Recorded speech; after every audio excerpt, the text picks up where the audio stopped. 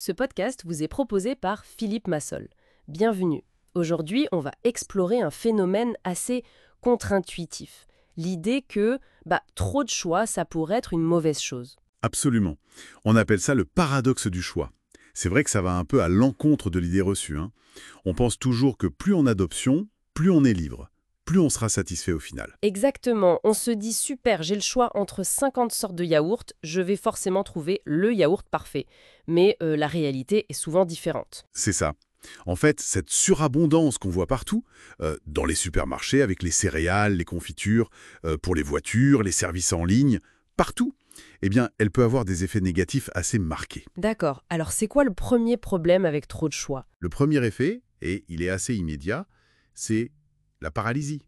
La paralysie décisionnelle. Ah oui, ce moment où on est devant un rayon immense, je sais pas, de casque audio par Tout exemple, à fait. où il y en a des dizaines et des dizaines, différentes marques, différentes caractéristiques, et on est juste bloqué. On sait plus quoi regarder, quoi comparer. Exactement ça.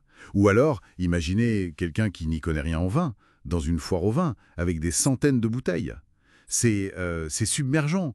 La complexité de la décision devient telle, Qu'on finit par ne rien choisir. souvent, oui, on reporte. On se dit, bon, je verrai plus tard, je vais y réfléchir. Et parfois, on n'achète juste jamais. La peur de faire le mauvais choix, de passer à côté de la bonne affaire, ou du produit idéal, elle est tellement forte qu'elle inhibe l'action. Ou alors on fait le choix de la facilité. Comportement refuge, hein. On achète ce qu'on connaît déjà. La même marque, le même produit que d'habitude. C'est une façon de simplifier, d'éviter le casse-tête mental que représente la comparaison de toutes les options.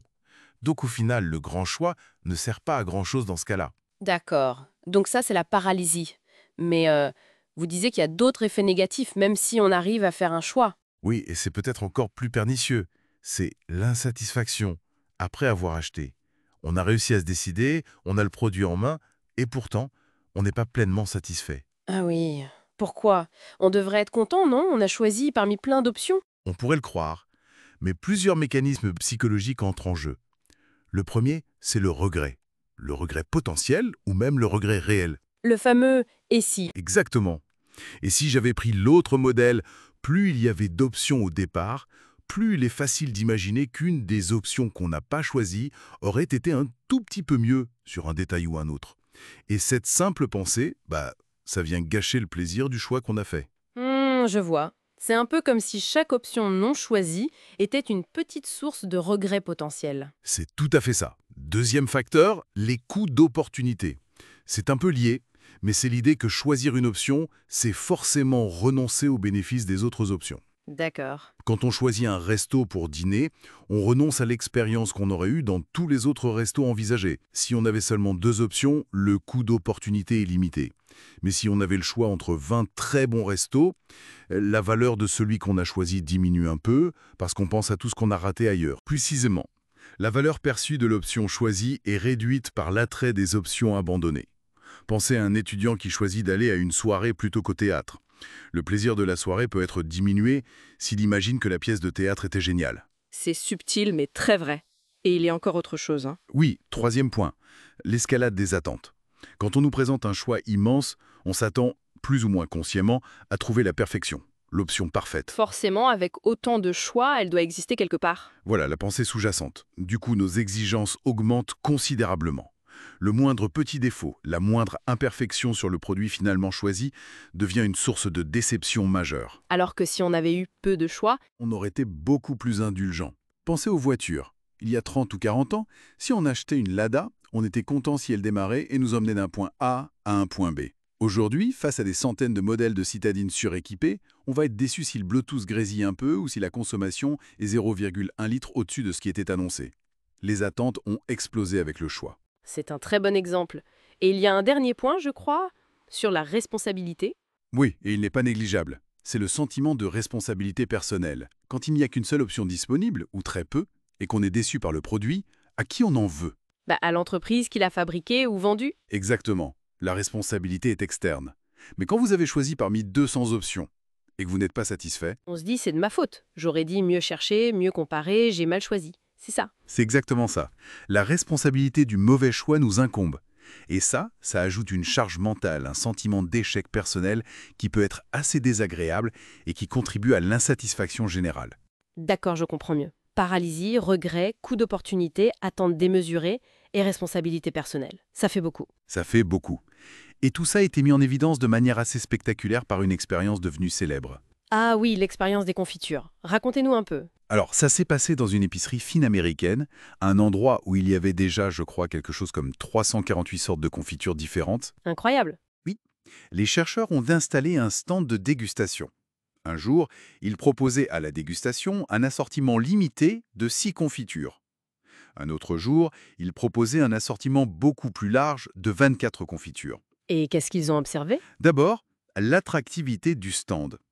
Le stand avec 24 confitures attirait plus de monde. Environ 60% des clients qui passaient devant s'arrêtaient pour goûter. Ce qui semble logique. Un grand choix, ça interpelle. Exactement. Pour le stand avec seulement 6 confitures, ils étaient moins nombreux à s'arrêter, environ 40%. Donc, à première vue, on pourrait se dire « Ah, super, mettons 24 confitures, ça attire plus de clients. Mais, il y a un mais, j'imagine. » Il y a un énorme mais. C'est au moment de regarder qui a acheté un pot de confiture après la dégustation. Parmi les personnes qui se sont arrêtées devant les 24 options, Oui. seulement 3% ont acheté un pot. 3%. Ah oui, c'est très peu. Très peu. Alors que parmi les personnes qui se sont arrêtées devant le stand, avec seulement 6 options, 30% ont acheté un pot de confiture. 30% contre 3, c'est 10 fois plus. 10 fois plus de chances de convertir un dégustateur en acheteur avec un choix limité. C'est absolument énorme comme différence. L'impact commercial est majeur. Ça montre bien que si un grand choix attire l'œil, il peut complètement tuer la décision d'achat finale. C'est vraiment frappant comme résultat. Ça remet sérieusement en question l'idée qu'il faut proposer le plus de choix possible. Alors concrètement, pour une entreprise, un commerçant, comment on gère ça? Comment on évite de tomber dans ce piège du trop de choix, tout en satisfaisant les clients? C'est toute la question. Et heureusement, il y a des stratégies qui ont fait leurs preuves pour naviguer ce paradoxe, et même souvent pour vendre plus en offrant moins. Ah, intéressant.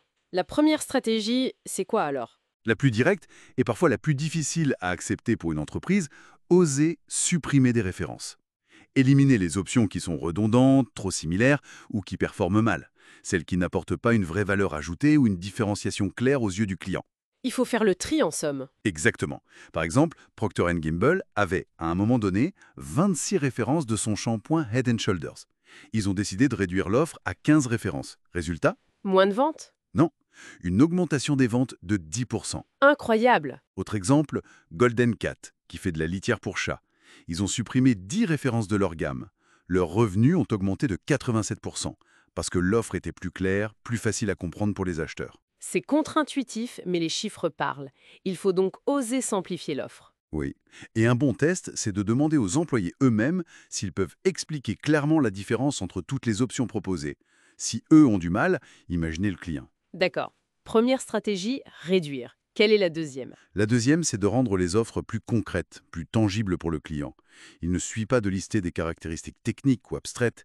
Il faut aider le client à visualiser les bénéfices réels, à se projeter dans l'utilisation ou le résultat. Comment on fait ça? Par exemple, la banque ING aux Pays-Bas voulait encourager ses employés à épargner plus pour leur retraite. Au lieu de juste leur présenter des chiffres et des pourcentages de rendement, ils leur ont posé une question simple.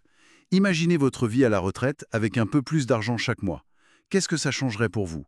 Quel petit plaisir pourriez-vous vous offrir? Ah oui, ça parle plus que des taux d'intérêt. Beaucoup plus. Le simple fait de poser cette question, de rendre les conséquences de l'épargne plus concrètes et positives, a augmenté les souscriptions au plan de retraite de 20%. Aider à visualiser le bénéfice, ça motive la décision. Très malin. Donc réduire et rendre concret. Troisième piste. La catégorisation intelligente. Quand on a quand même beaucoup d'options, il faut les organiser. Mais pas n'importe comment. Il faut créer des catégories qui ont du sens pour l'acheteur, qui correspondent à sa façon de penser et de chercher. C'est-à-dire? Plutôt que de classer des ordinateurs par des références techniques absconses comme modèle SX560 Turbo, on peut les classer par usage, idéal pour les étudiants, pour les créatifs montage vidéo, spécial gaming, usage professionnel nomade. Ah oui, ça aide tout de suite à filtrer. Si je suis étudiant, je regarde direct cette catégorie. Exactement. Pour les confitures de l'épicerie, on pourrait imaginer des catégories comme classique aux fruits rouges, saveur exotique, extra léger en sucre, texture avec morceaux. Ça permet aux clients de naviguer beaucoup plus facilement et de réduire mentalement le nombre d'options pertinentes pour lui. C'est vrai que souvent les catégories sont faites pour l'entreprise, pas pour le client. Il faut se mettre à sa place. C'est la clé. L'organisation doit faciliter le processus de choix du client. Quatrième et dernière stratégie, surtout pour les produits complexes avec beaucoup d'options de personnalisation, comme une voiture. Oui. C'est d'adopter une complexification croissante. C'est-à-dire commencer le processus de configuration par les choix les plus simples, ceux où il y a peu d'options. Par exemple. Pour une voiture, on pourrait commencer par choisir la motorisation, souvent 2 ou 3 choix, puis la boîte de vitesse, manuel ou auto. Des choix assez structurants mais limités en nombre. Et on garde pour la fin les choix où il y a énormément d'options, comme la couleur de la carrosserie, les jantes, les options intérieures. Pourquoi dans cet ordre? Parce que le client s'engage progressivement dans le processus. Il a déjà fait des choix, il se sent investi. S'il est confronté d'emblée à 50 couleurs possibles, il risque de se décourager et d'abandonner. En commençant par le simple, on le maintient engagé jusqu'aux choix plus complexes. D'accord, c'est une façon de découper la complexité pour qu'elle soit moins intimidante au début. Très intéressant. Voilà. Donc, réduire, concrétiser, catégoriser et séquencer la complexité. Ce sont 4 leviers puissants pour gérer le paradoxe du choix. Donc pour résumer un peu tout ça, l'idée que plus on a de choix, mieux c'est, est vraiment une idée à nuancer fortement. Cette abondance peut nous paralyser avant l'achat et même nous rendre moins satisfaits après l'achat à cause du regret, des coûts d'opportunité, des attentes trop élevées et du poids de la responsabilité. C'est une excellente synthèse. Ça montre bien que l'abondance n'est pas toujours une bénédiction, ni pour le consommateur, ni pour l'entreprise d'ailleurs, vu l'impact sur les ventes comme dans l'exemple des confitures. Et les solutions passent donc par une approche plus réfléchie de l'offre. Moins d'options mais plus claires, des bénéfices bien expliqués, une organisation logique pour le client et un accompagnement progressif dans les choix complexes. Tout à fait. Il s'agit de guider le client, de lui simplifier la tâche, plutôt que de l'abandonner face à une montagne d'options. C'est une question de compréhension fine de la psychologie humaine appliquée au commerce. Et ça nous amène peut-être à une question un peu plus large, pour finir. Est-ce que ce paradoxe du choix, cette idée qu'une surabondance d'options peut finalement nous limiter ou nous nuire, ne s'applique pas aussi à d'autres domaines de nos vies ? Je pense aux choix de carrière, aux relations, à la façon dont on occupe notre temps libre avec toutes les sollicitations possibles. Est-ce que là aussi, trop d'options pourraient paradoxalement réduire notre bien-être ou notre capacité à nous engager vraiment ? C'est une réflexion très pertinente. Il est fort probable que ce mécanisme psychologique dépasse largement le cadre de la consommation. Avoir trop de chemins possibles peut rendre difficile le fait d'en choisir un et de s'y tenir avec satisfaction. Une question essentielle à méditer pour chacun et chacune. En effet, pour celles et ceux qui souhaitent approfondir ces idées, notamment sur comment optimiser les approches commerciales face à ce paradoxe ou améliorer les compétences de leurs équipes de vente, je vous invite à retrouver Philippe Massol sur LinkedIn. Il pourra certainement échanger avec vous sur ces sujets passionnants.